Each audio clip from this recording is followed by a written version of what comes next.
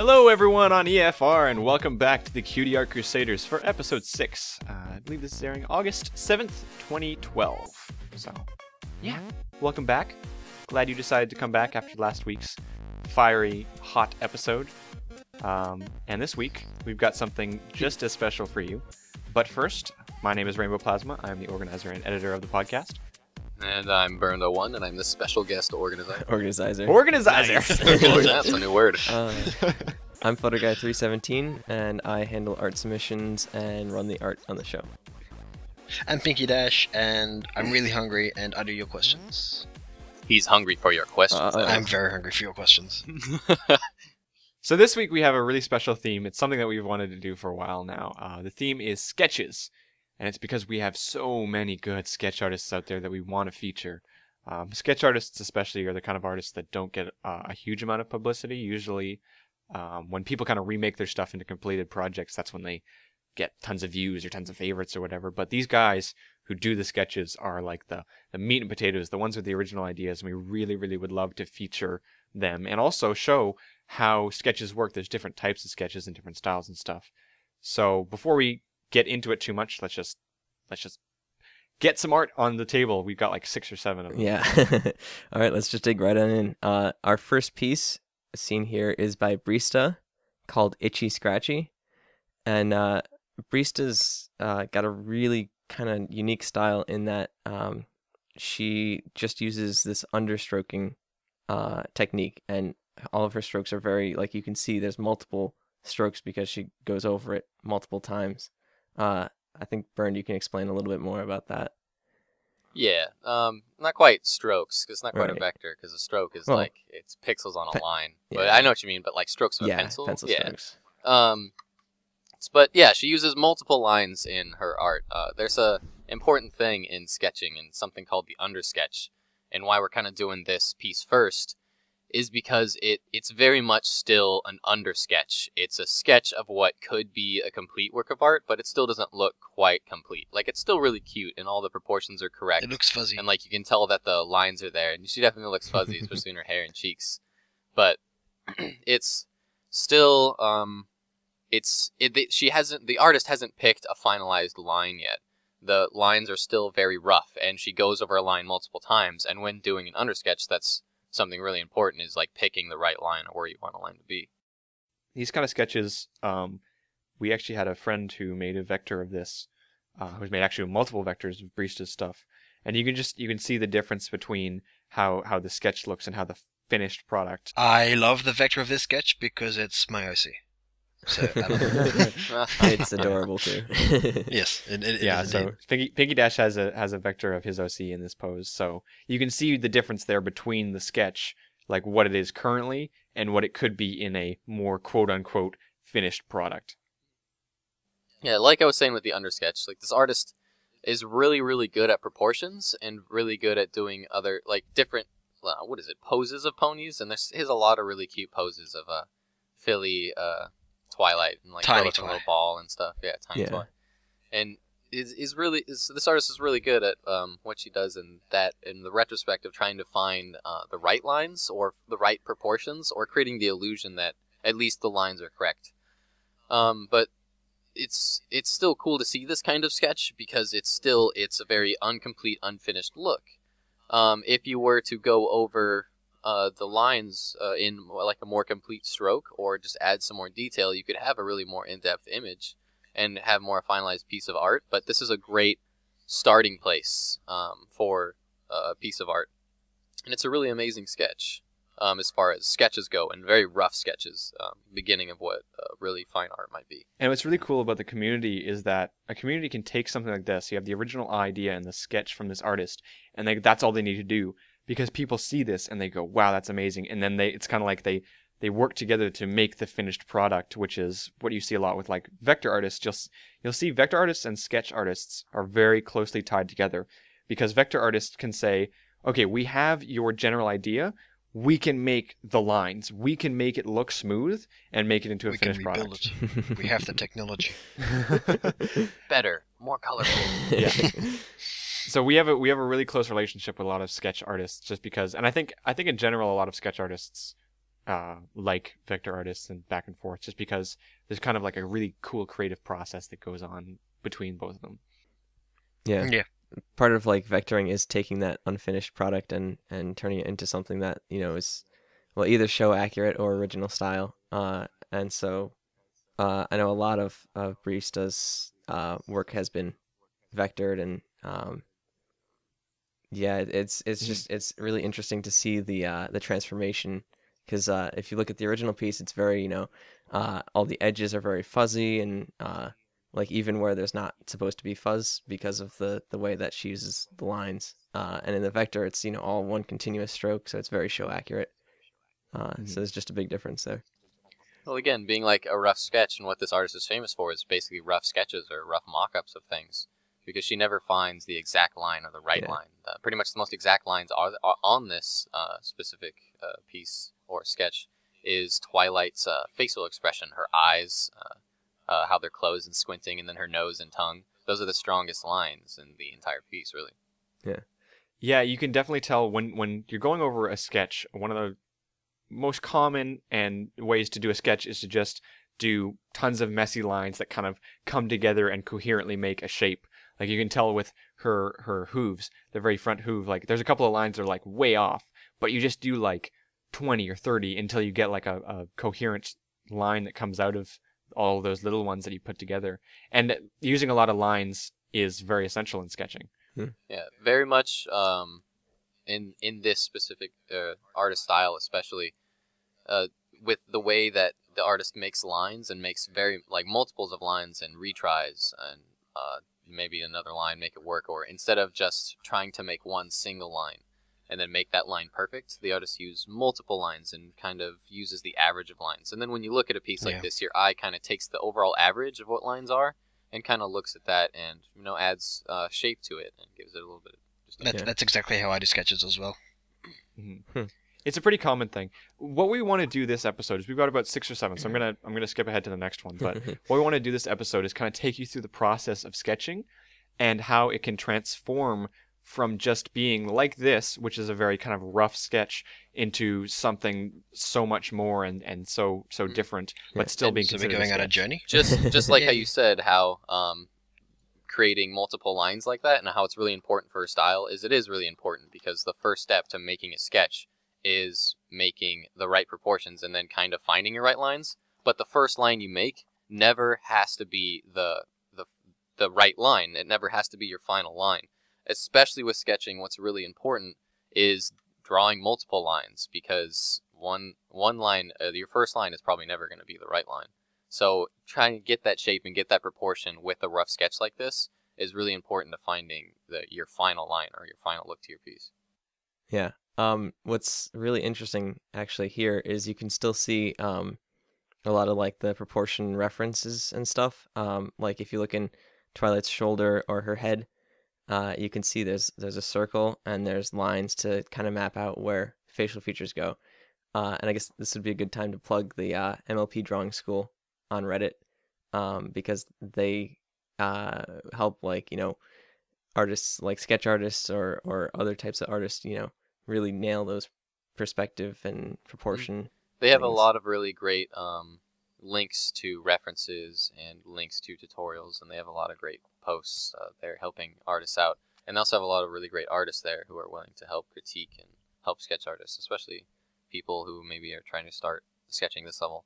And especially a lot of people starting out on My Little Pony Drawing School, their first concept when sketching or drawing a piece is they make one line, and then they want that line to be their final line, but they don't do an undersketch like this, which is one of the most important parts of making a finalized picture like this and getting all the proportions right. Because if you try to do one line and make that first line perfect, it's never going to come out how you want it, and it's going to take way too long to find your finalized piece. Yeah.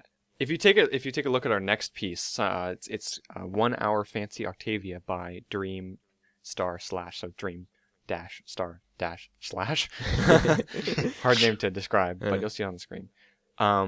If you look at the next one, you can see kind of how you take the undersketch here, which is very messy, and then you can still see tons and tons and tons of lines to try to get the feel of the piece.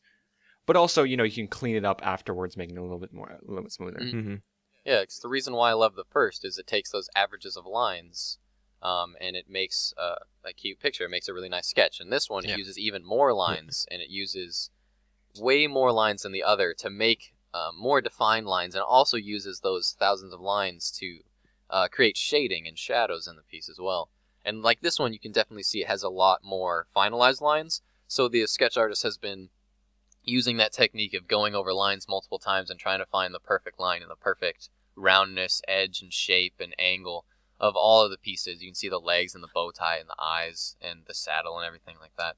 It's starting to come together. But I mean, if the artist were to take like a paint pen over this or something and really mark in the finer details, it would add, it would be the next step further. But this is definitely one step up of the piece before this. It's when you look at the outlines, say for example, if you look along like the hooves or the legs, you can definitely see. I can imagine this sketch as being something like the last one, where it's done very messy, and then just as they saw in their head those kind of lines form, those proper angle lines, just going over it and making those darker, and that's where you can really tell the difference between the two, because the outlines there, again, you mentioned the saddle, the hair, the eyes, and the muzzle, all of those are like now much darker compared to the inner color, so that really starts giving it that definition with sketching. Yeah, you can see the artist also did a little bit of shading as well in the hair. Yeah, there's nothing wrong with shading while you're still doing the sketch. Mm-hmm. It'd be a really good reference. Pencil shading is a really nice method. Yeah. Yeah. Something important to note on shading is a lot of people I see when they try to shade or shade something in their lines, especially beginning artists, their lines are very, very random. Something very small but still very important is when shading, most of the time you want to make sure that the direction in which you shade is coherent, and you do it for a reason. So if you look at her hair, it's all those shading lines, they're going in the same direction because it's aesthetically pleasing. If they were just random and just scattered, it wouldn't be as aesthetically pleasing. But kind of along that same concept, if you look at the dress, how the lines are bending and curving, if you bend a line or use shading in that sense, you want to make sure you have a purpose the way in which you shade and make your lines, because it can add a lot of direction and flow and depth to a piece. Yeah, I guess the equivalent on the show is kind of Rarity's Mane, because of all of the curves and the shading in the curves. It really just defines that kind of curviness. And the gradients. Yep. So as you can tell with this kind of sketch, with 1 Hour Fancy Octavia, you can tell that there's a couple of different ways that you can use the undersketch. Obviously in Octavia, they took the undersketch, which was messy, and then they erased around it and kind of transformed the undersketch into this kind of piece of art. It's still very much a sketch, but they transformed it into more of a finished product, a little bit more.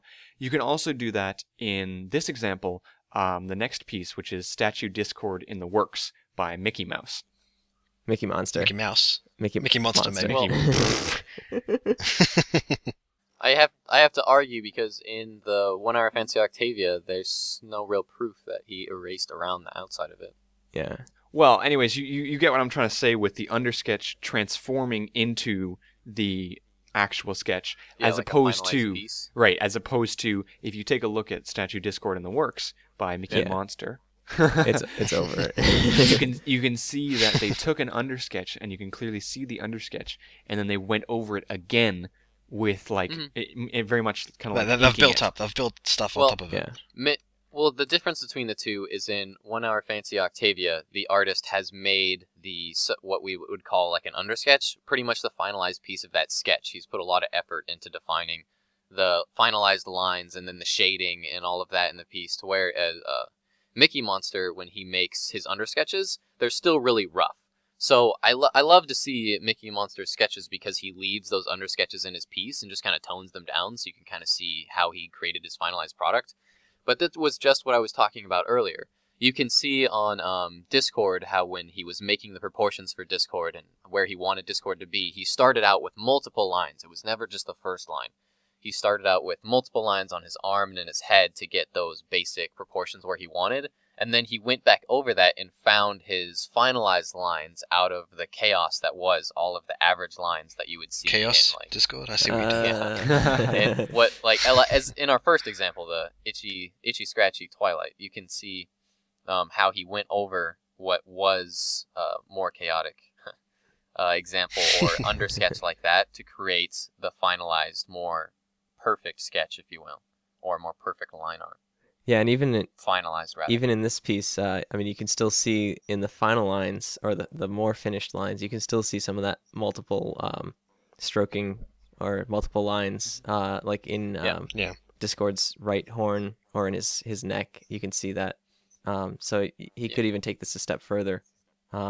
Yeah, this is still very much like a sketch. It's still just very much like a beginning line art. I mean, he still has that shading, like line shading in the mane and in his hair, which that's the artist's OC to the right there. Yeah. It's just he's adorable. I know. It's adorable.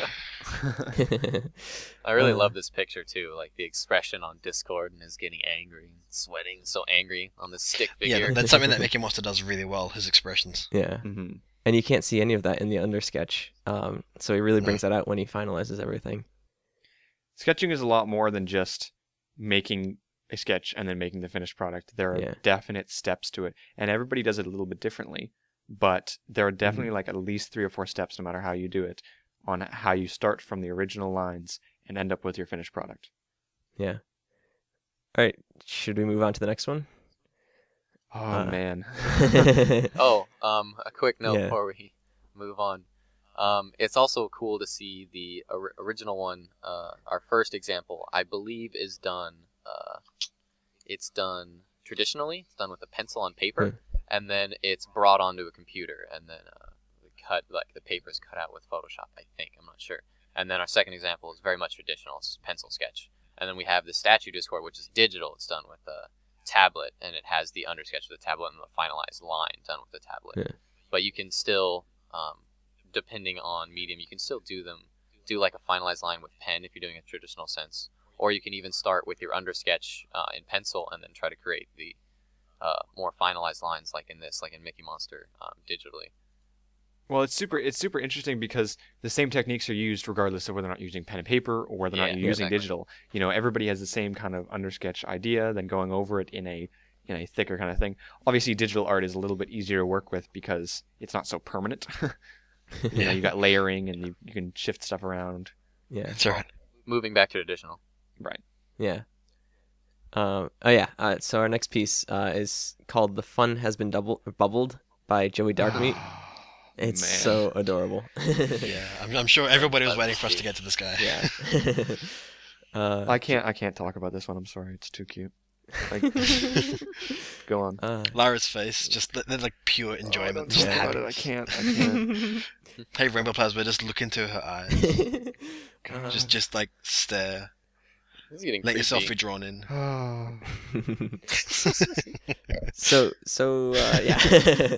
So Joey Darkmeat does a lot of these kind of sketches where he does amazing sketches. Yeah, and they're all like really clean cut. And I mean, you can still see like some of the remnants of his undersketch, like in Lyra's face. You can see one of the lines for her proportions and perspective. But he really cleans up his work, and a lot of them are really funny and cute. I have so much stuff of his in my waiting to be vectored folder. But again, with a lot of Joey Darkmeat sketches, you can always see his like beginning, because they're all traditional. It's all done with pencil. Yep. You can see his beginning undersketch and where he wants his characters to be, and even on his finalized lines, you can see where he tried once or twice to find where he wants his finalized line to be. But it was never, this is where my line is, and this is how I'm going to stick with it. It was, let's make a undersketch like in our beginning examples, and then create a very clean finalized line to be the final product. But again, it's really cool because this is, again, in the same category as the other three we've looked at. It's all a sketch, but it's so much different because of how finalized it looks. Yeah. I can't. The cuteness. It's too cute. I think this is literally the cutest picture I've ever seen. Diabetes everywhere. I'm depressed because I can literally no longer look forward to finding something cuter than this. Well, to talk about it a little bit more artistically, he actually has a cool little style choice that he did with this. If you look at the very outside line, so starting at the left, it's very thick. It's a very dark outline, and it goes around her tail, around her mane, her ear, and then goes to the inside of the piece. And then it has, this, again, a really strong outline on Bonbon's hoof there, and then the edge of the... What is that? They're showing a milkshake? That's a milkshake, yeah. And then again, another really strong outline on the bubbles and the straws, and Lyra's outline there, and then it goes all the way around, and the outside of Lyra's tail there. And it's really strong. It's really strong, dark outline. But if you look at all the other lines on the inside, they're not as strong. They're a little bit lighter. So he chose to make the outside of the piece really strong, so it kind of brings the focus in on the lighter lines, which is kind of cool. Huh. But mainly why we like to think that Joey Darkmeat is more famous and more popular is because of his original style choice that he chooses to make the characters in which he does. And they always have a bit more proportion, bit more perspective than what would be show accurate, because show does, half shot, 3/4 shot, full shot, whereas he does all sorts of shots. Like even in this shot, Lyra is like, what, 5/7 shot or something like that. Bonbon's maybe a little bit more than 3/4, but again, it's really, really well done, and it's always really cute and overly cute. He has his own style to the ears. They're always really big. They look sort of looks like squirrels. They do that big swoop and have the little dark spot in the middle. And then the eyes are always really cute and always really round. And then normally his characters have little chubby cheeks and stuff like Lyra. But just how he does his faces and his cartoon style really is really adorable. Like Sibsy has her own cartoon style. If you go and look at her DeviantArt gallery, it's full of really original pieces that you don't see in the show. That's just a lot of awesome vectors of. But speaking of the eyes, I love how Joey Darkmeat shades his eyes, because you can see there is in the show the eyes are a gradient from dark on the top to light on the bottom. And he takes that kind of idea similarly, and he shades the eyes very dark at the top and kind of gradually goes to the white. So it starts like a black at the top and fades to the white at the bottom. And again, like I was talking about with shading, when he shades, it all goes in the same direction. It's all coherent. So if you look at Bonbon's hair, it's pleasant to look at because all of the lines are going in continuous fashion, all going at like a similar angle. And then on the cup, they're at a slightly different angle, but they're all going in the same direction. Yep. So, and it creates an overall more complete and nicer look than if it were just to be randomly sketched. Yep. Filled in, rather. So continuing on, not to cut short Joey Darkmeat because makes before we continue on, an important note to say that if we didn't already was that Joey Darkmeat is one of our favorite sketch artists. And I'm pretty sure everybody knows him. Yeah, and a lot of vector artists have actually vectored up Joey Darkmeat's sketches. Just about everything he's done. Yeah, and there's such a different style between the sketch and the vector, and people really tend to like both different styles because of it's the original style and then there's the vectored style, and the so cartoony cute. style that is Joey Darkmeat's though is really translates well when you go from vector to sketch, because how the character looks always carries over really well. Yep. So our next piece kind of carries on with that whole defining your finished lines a bit, and it's called Aurora Sparkle by Discommunicator. And this piece kind of furthers that notion of finishing off your lines in a sketch. But what's interesting is it's only with the character and a bit of like foreground objects, but all the background is very much unfinished. Sorry, I had to go say goodbye to the picture. If you guys have stuff you'd like to say, go ahead. I'll ramble. No, I would just like to. I was just saying goodbye to the picture, and now I'm back in the real world. This is the end point of a sketch. It's not done. Don't get me wrong. It's not done. But this is the kind of journey that it goes through when you look at from the very beginning to the very end. I'm not going to show it on screen because it would be an editing nightmare. But if you start with the undersketch, you know, make it a little bit more firm, ink over top of it, make the lines, you know, make the lines very clear and definite. And then finally here, you add in the details, you add in the shading and everything. That's why we took you through these specific 5 ones in a row, is because it's the journey of making a sketch into a final product. And this right here, I very much consider this a final project. Or product, whatever. Yeah. Finished product. What's really interesting about this and a lot of Disc Communicator's work is that it's very traditionally done. And then he imports them into like Photoshop and will kind of color the picture a bit, so you can see there's some yellows and some blues. And then he's also added some glow effects, which kind of bring out like specific parts of the piece. So it really gives it that finished look. And there's also a really cool thing that he does to kind of give it more of a give it a feel that it's more than a sketch. And that's a lot of what Disc Communicator does, is he takes things and he adds like little glows to them, little highlights. So you'll see it's pretty obvious in this piece, but for example, the flowers and the staff and her hoof and her horn, they've all got like little bluish glows to them, and it just gives it a little bit more of a polished feel. Yeah, definitely. Burn, would you like to? Burn, do you want to go? Yeah, you're rearing. If I can. Go for it. Since I've been taking drawing, something that my art teacher liked to really stress on was that you can have a finished piece of art or a really great sketch and still have portions of it be unfinished or look unfinished. So Van Gogh and Picasso, everyone knows them for their paintings. They're famous for their paintings. But one of the things my art teacher would say is that they were also really, really good sketch artists. In fact, they were probably, in his opinion, they're better sketch artists than they were painters. And they have a lot of really famous sketches by both of them where they would have a person or a famous individual that they were commissioned to sketch and do a sketch of. But only specific parts of that person or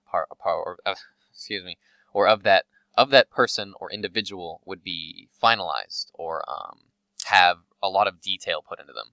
But then some portions, like the legs or an arm, would have almost no detail. There'd be a real lack of detail. But the artist would really go in and focus on like the face or the hands or like a watch or part of the suit coat. So with this piece, with this Disc Communicator's piece, it's really awesome because you get that old classical famous artist sketch feel, because the background, what is the sun in the background, and then the clouds around the piece, they're very unfinished. There's not a lot of detail put in there, but there's so much detail put into the character that the eye doesn't notice that. The imagination fills in the rest of the piece. So what Disc Communicator as an artist is really, really good at is he's really good at shading and obviously proportion in his characters, and he's really good at adding a finalized depth and finalized, perfection and detail in his sketches. So on the staff, all of the grains of the wood, you can see that on the character, all the shading, all the lines are coherent, but not all the lines are going in the same direction. The lines are going in the direction in which the piece would be flowing. So like the pieces of the clothes, all the lines are going in the right direction for that piece of the clothes. And on the hoof, they're all angled where the right angle for the hoof, so they give a sense of flow and a sense of direction and angle of what the character would look like, to give just an amazing sketch feel. So this is still a sketch. It still counts as a sketch, but it's very much a finalized piece of art. But just because something like the background doesn't have as much detail as what you want the focus to piece, doesn't take away from the art any. In fact, it makes it better in a lot of artists' opinion. It's funny because the word sketch has so many different meanings. You know, it can mean unfinished product, or it can mean anything up to just, traditional pencil drawings. Or just line art in general. No matter how complex it can get, I think you can consider most pencil drawings as a sketch. And it's a bit of a weird crossover in that regard, but what we're trying to get to here is that sketches come in so many different types, and it comes in so many different steps. And what I hope that this episode can accomplish is that you can see how something can evolve all the way up through the different stages to something as amazing as Aurora Sparkle. And I hope this motivates people to go out there and just start doing it. Because you can take something like Itchy Scratchy and make it into something like Aurora Sparkle. And all it takes is just a little bit of time and a little bit of practice. You can just use the pencil and go at it. And still, like, with this Aurora Sparkle, the reason why it's such a great example is you can still have a great finalized piece with a lot of detail and a lot of emotion put into it, but parts of it don't have to have that kind of depth and that kind of detail because the mind fills it in and puts what it wants to be there. So as long as you intelligently place a line or place a part of a sketch, so like the background's the swirl of the cloud and then the sun, the mind fills in what it would want to be perfect, and then you can really see the detail of what the artist was trying to go for. And then the glow effects that he does, again, in Photoshop are, again, really cool and add a lot more to the piece to make it that finalized piece of art. Yeah, what's really neat about this one is the background, even though it's very unfinished, it seems like all of the lines are pretty calculated because you can tell that it's a sun and there are like lines coming off as like solar flares and stuff. And it's very unfinished, but your mind picks up on that it's a sun and kind of fills it in, in the background in your periphery. Exactly. Fun little mind game you can do. If you go to this picture, it's probably not going to be the greatest in the video itself, but if you go to this picture, it'll be featured in our DeviantArt favorites gallery as always. Go to cutieartcrusaders.deviantart.com. Go to our favorites folder. You'll find one for this episode, which is episode 6 now. And you can go in there and find this and follow along for yourself. And when you take a look at this picture, what I want you to do is I want you to first take a look above Twilight's head, at the sun, and then you really do notice that it's like 3 or 4 lines that are really messy and it's very sketchy, especially around like the outside of it. But then move your eyes down to her face and watch as your peripherals kind of fill that in the background as well, something that's much more finished than it looks when you look right at it. If you look at like her staff and the flowers on the ground, if you look at the flowers in the bottom of her staff and the ground there, you can tell that that's ground. And your mind fills in the smoke and the swirls around it to where you can tell that that's ominous and that she's kind of surrounded by this smoke or this mist. Yeah. Sorry, just staring for a bit there. Yeah, it's actually really cool, and that was the concept I was trying to convey earlier, is that if you have a lot of detail and a lot of depth put into that staff and those flowers, when you're looking at the detail put into those, your mind fills in the things around it, and I mean that's what an artist would try to accomplish with something like this. Mm-hmm. So just as a little thing extra that I thought I'd throw in there, obviously we went from the very beginning to the end, and we consider Aurora Sparkle to be quite the amazing end product, and that's something that you can shoot towards. There's another way that you can do that, and it's a person, Endless Nostalgia. That's the artist, and they made something called Commission the Brothers Mead, and this is a different kind of endpoint that you can look to.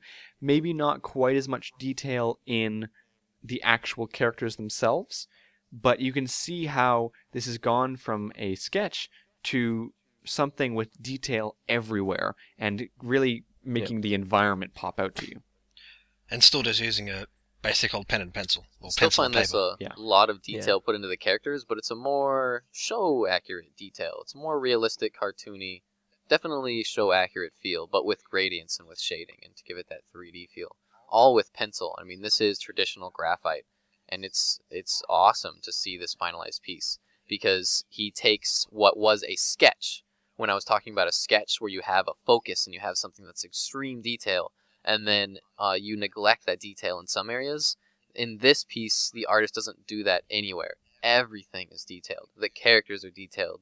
The things the characters are holding are detailed. The background's detailed. The doors are detailed. The boarded up window in the background, you can see the grain in the wood and the knots in the wood and the flag and how it's tattered and everything. And one of my favorite pieces on this is if you look at the lantern, that's the handle above it is casting a shadow on the ceiling or the lid. And then if you look to the bottom of the lantern, easily the coolest part of this, there's a black square going around the character who's sitting in between the two boxes, and then it goes all the way over to right before the, what is that, a police officer pony?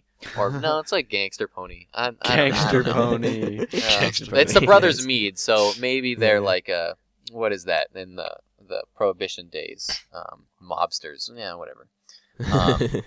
You can see the shadow that the lamp projects on the ground of that black square, because that black square is the shadow from the box that the lamp is sitting on. It's what the shadow from that lamp is casting. So you can see on the wall that shadow from the box that the lamp is casting down and hitting the bottles there, and then on the character, and then that black square that goes around the entire little alleyway that they're standing in there. Yeah, and you can even see that in the flag too if you look up at the flagpole. And it's all. I didn't even notice that. Yeah, it's pretty cool. It's all coming from that one light source. So, and that kind of ties back in with episode 4, I believe it was, with the lighting and the shadows, because everything, originates from that one focal point of light, and you kind of get this spread of shadows and shading. Even the door of the bar, the sea unicorn there in the background, like the shading on the trash can. Just the overall amount of shading in this is just amazing. There's so much shading. Sea ponies. Sea ponies? Yeah, it's all done amazingly. And I like how it even has the little moths going around the lamp. That's a cute touch. Yeah. Oh, and then another thing, perspective. The perspective on this is flawless. It's amazing. If you look at the box there that the lamp is sitting on, you can't see the top of the box because it's out of perspective, because the focal point is sort of right in front of the brothers Mead, one of the brothers there, the first brother smoking his little pipe. Right, and the focal point is like right in front of his eye. So if you look to the boxes to the left, you can see how they're kind of going in that direction, and then again in the background, everything is correct. The angles of the ledges up above are all going in the right direction and proportioned correctly, and all the bricks and how they go small. The bricks on the right are smaller, and the bricks on the left of the piece are larger. I mean, it's like, I have no idea who's how got to make who's got the key amazing. to Burns' cage this week? Because you need to. No idea. He's getting him out. I want to learn. Oh man. Anyways, what I wanted to bring up was the difference between this and Aurora Sparkle is obviously, what do you want to focus on? Obviously, this artist, when they decided to make this, they obviously said, well, I want the focus to not just be on the characters. The characters should just be part of the scene, and the background is just as important. Whereas obviously on Aurora Sparkle, they were like, the character is what the focus point is. All the detail goes into that. So when you're making something, having the focal point is very, very important, and you can influence how people look at your art in a very easy way just by, adding details to stuff around it. I think a lot of people originally go for this style. They go for detail everything, make sure everything is super detailed. And I think that can take away from a piece a lot of times, especially if their focal point is the character, but then they unnecessarily make the background really, really complicated. Mm-hmm, definitely. Yeah. Almost all of these have had like no background. Almost all of these have had maybe a little bit of props, like a table or something, but have just had a white background because they want the focus point to be on the characters. Because when you look at Aurora Sparkle, you look at the character. Like, even if you look at the lines on the character are more defined than the background, because he wants that background to have that unfinished feel and the character to be the focus. So the lines are thicker, they're darker. But if you look at our last example here, the focus of the piece is really that lamp. Like, when you look at it, your eye's drawn to that bright area, and then you kind of look at the shadow it casts in the two characters. But I mean, for a piece like this, that's that finished, it's fine for that kind of art. And I feel like this piece is more about the scene itself than really any of the individual components. Yeah, like I said, they're just part of the scene. Yeah, that's it. You look at the whole thing as a whole. It's not just like those other ones, just one character. It's everything. Yeah. It's from a fanfic as well, so that I'm assuming it's a scene from the Brothers Mead, or it's from a fanfic called The King's Game. Huh. Okay, yeah. Have to read that. Free advertising. Okay. Well, those are the 7. Was it 7? 6. 7 pieces of 6. Okay, 6 sketches and pieces of art that we have showcased for you this week. Well, 6. Okay. 6 pieces of art that we've showcased for you guys this week. Now we're going to move on to the questions. Because I want to. And because no, we've talked enough about it. I think people get kind of the journey that goes down through sketching. Sketches are cool. Sketches are cool. Sketches are cool. You should do sketches. In fact, now even just like talking about this Like for the last 2 hours. we or like whatever, talking do about art sketches. and in-depth pieces on art on the show, but I mean, even sketches, something that's considered an unfinished piece of art, there's still a lot that goes into being a good sketch. Because there's a sketch that's what we were talking about, an undersketch, and working up to a finalized piece, and then you can even have a finalized sketch. And that's what I was talking about earlier, that Leonardo da Vinci and Picasso, not Leonardo da Vinci, excuse me, Picasso and the other freaking artist, excuse me. I don't have the key, guys. Like, it's not my Sorry. way. Anyway, they were really good at having that finalized piece or finalized sketch. I mean, they were amazing. A lot of Picasso's sketches were just... Yeah, I'll stop there. I don't see how that's a question. I mean, I could crouch behind him, and one of you needs to push, but... All right, question time, Pete. Okay, question time. Yeah, me. Okay, my turn. Everyone turn around, focus on me. Okay. Okay, so question number 1 that I've got this week is, in this fandom, what besides the art interests you the most, and why? What? No Now, art this- question? We've all... kind of a hard question. We've all managed to come up with something individual, which is good. You can talk, and then we'll put you in your cage, and then we'll finish this Lock up. it. All right, I'll be free to ramble for a bit.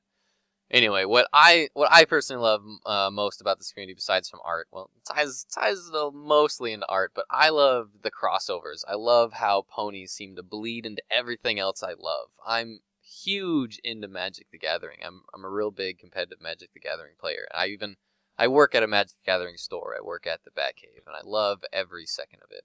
And I love the Magic community there. But I mean, I moderate a subreddit called r/My Little Magic, My Little Gathering, and Pony Subweather. Self promotion.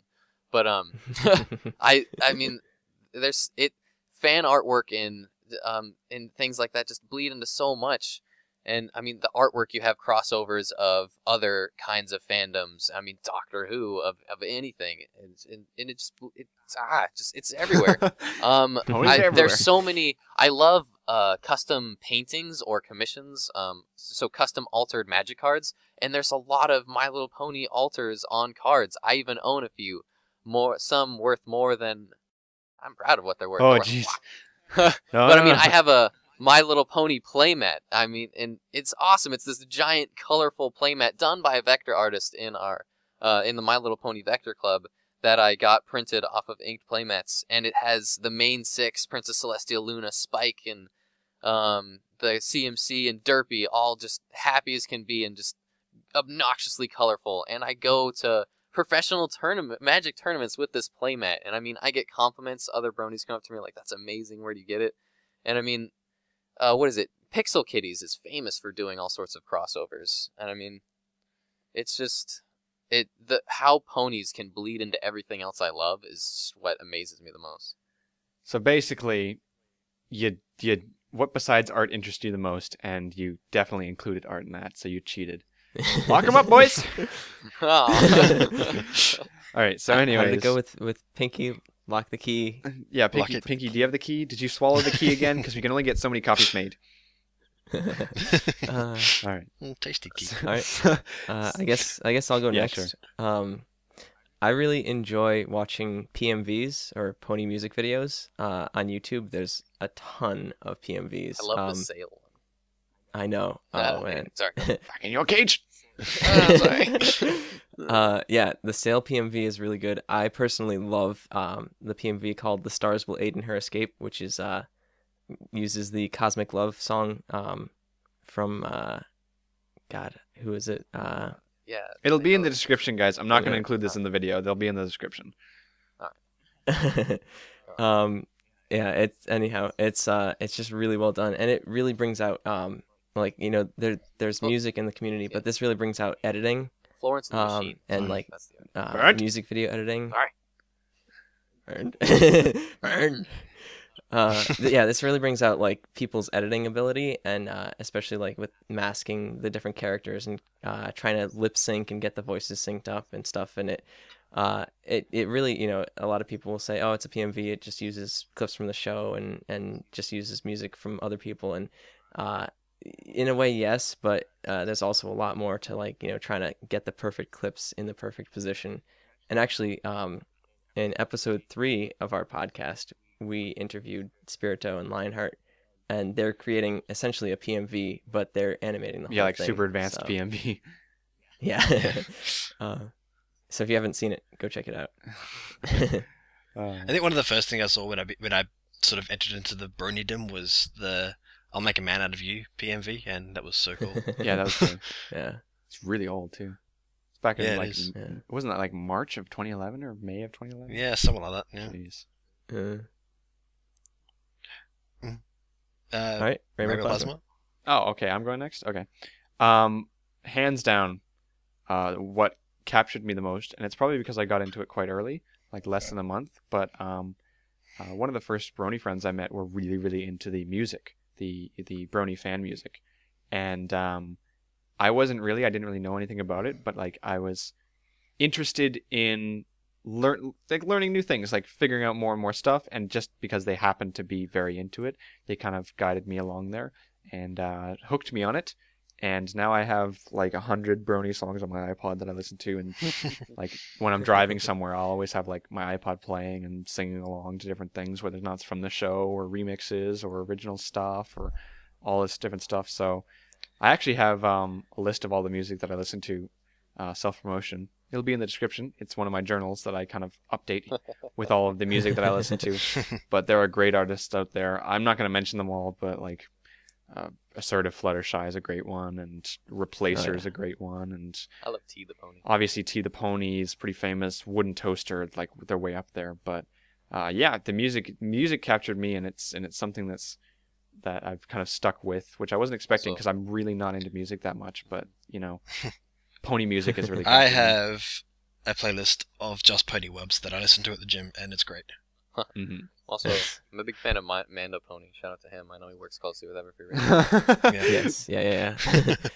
Oh, and Michelle Krieber, she's got a show on Everfree Radio. Okay, guys, Check it out. the cross promotion is making my head hurt. Oh, come on. So where's all these $5 you're going to give us? I have not seen any of this money yet. I told you, it's given in love. All right, Phoebe, you want to go? Yep. Okay. So, aside from the art, things that interest me are fanfics. I will admit I do read some fanfics.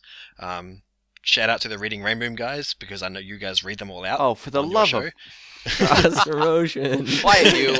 Can't we just have our own show and talk about I can't say fanfics are not mentioned Reading Rainbow, seeing as they premiered right Seriously, before us. It's like clearly the best fanfic reading thing ever.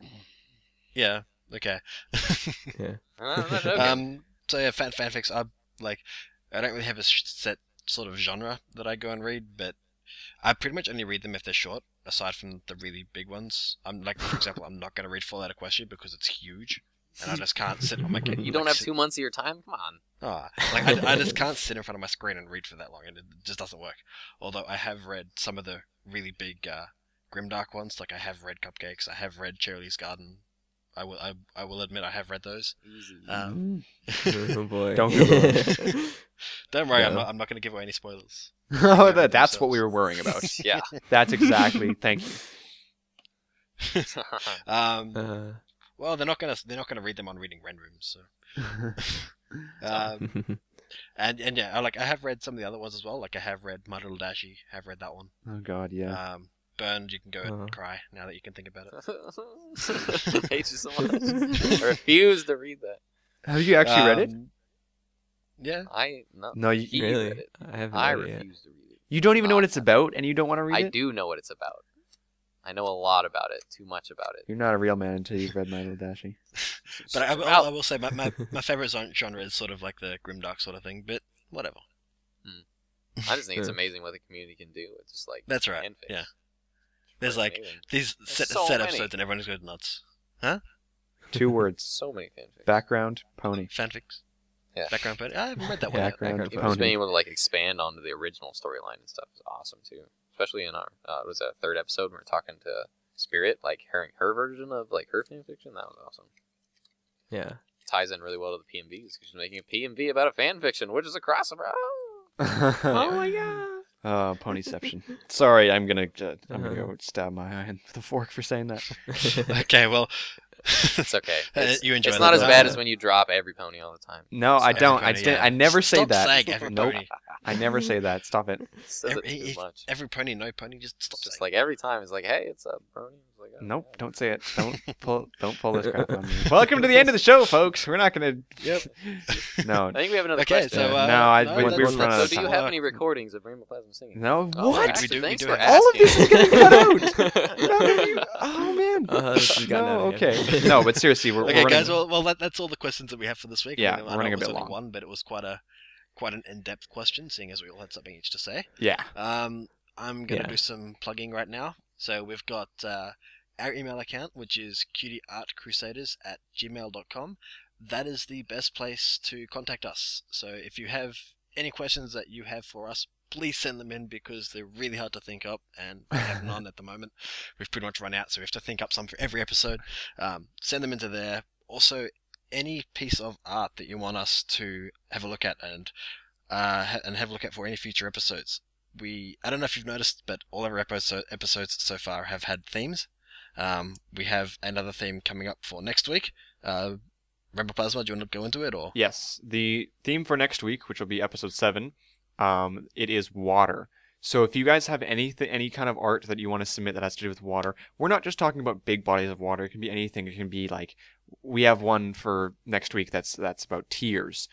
So any way that artists portray water, feel free to send in some stuff about that. We're specifically going to be looking at the email this week for instances of water. So make sure you send those in, and you might get a chance to. If you do send in art that makes it on the show, we will be sure to put your name on there. So. And if you want to even go Yeah, in more shout-outs. in depth with it, and maybe find a piece that has to do with water more in theory, like water and color, maybe something a little more in depth like that. Yeah. Maybe I'd appreciate it. Anything that has to do with water Birds next will week. So ramble. we're giving you guys a heads up. up this week, so you guys can be prepared. Send us in some stuff. Save a bit of It's a time. nice alternative to Yeah. our last episode about fire. So. Yeah. And remember to put art in the description, in the subject. So whatever you're sending in to us, put what it is in the title or the subject. I always get that wrong. Subject in line. the subject of the email. So if it's art, say art recommendation, or if it's questions, say questions. Just makes it easy for us because we have Google set up to automatically filter emails, that sort of stuff, so we know what to look for and who's sending it in. We have a DeviantArt account as well, which is cutieartcrusaders.deviantart.com. It's where everything that we feature on our show has its own little subfolder there. So it has, for example, episode 1 has all the art we featured in episode 1. This episode, by the time you see it, will have all the art featured on this show in that folder. Episode 6, etc., etc. All 4 of us are on there, so you can talk to us through there as well. Yeah. So if you go to the DeviantArt page, then you can not only kind of follow along, but it gives you kind of more of a it gives you more detail in the photos. There's only so much I can do with video editing to give you the detail there. It's a lot better if you kind of look at the pictures yourselves. If you can see the full color and then the full resolution of the pieces, you really get a greater appreciation for the art. Right. Yeah. And we'll also try and put in some, I don't want to say runners up, but like some similar or related pieces in there if it fits Or with other the theme. pieces of by artists that we thought were by the artists that we featured that we thought were really cool, or at least similar fit our theme. And stuff that couldn't make it to the show. So if you like the art that we feature, there's more. I'd just like to also plug our Twitter, which is @CutieArtCrusade, and also our Facebook, which is facebook.com/CutieArtCrusaders.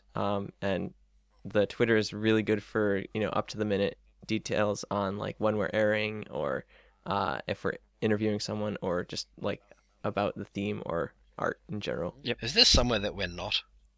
Pinterest, LinkedIn, MySpace, That's Funny junk. Match.com. Match.com, easy. Match.com. And on that strange note, Actually, how do you know that we're not on Match.com? no, I don't it's know. like I think I have one last thing to say. What is it? I'm actually excited to see how our next episode about water will turn out, and I'm hoping you guys will enjoy it because the overall theme of our fire episode was really, it just had that, the color of everything was really anger and intense feeling. And it'd be really cool to see if our water episode turns out opposite. If it has that darker, cooler, colder feel. I'm sorry, did you say egg-sided or egg-sided? Both. Sweet. Awesome. Now I'm hungry again. All right. Anyway. Well, we're running like 8 minutes longer than I wanted us to, so let's wrap up the show now. You've heard the plugs. You know where to go. Thank you guys for coming out, whether or not you're on the live stream or YouTube. We love you all the same. And my name is RainbowPlasma. I'm Burned01. I'm FlutterGuy317. And I'm Pinky Dash. Yay me. We'll see you guys next week. Best pony. Bye. And I love rambling. Get back in your cage.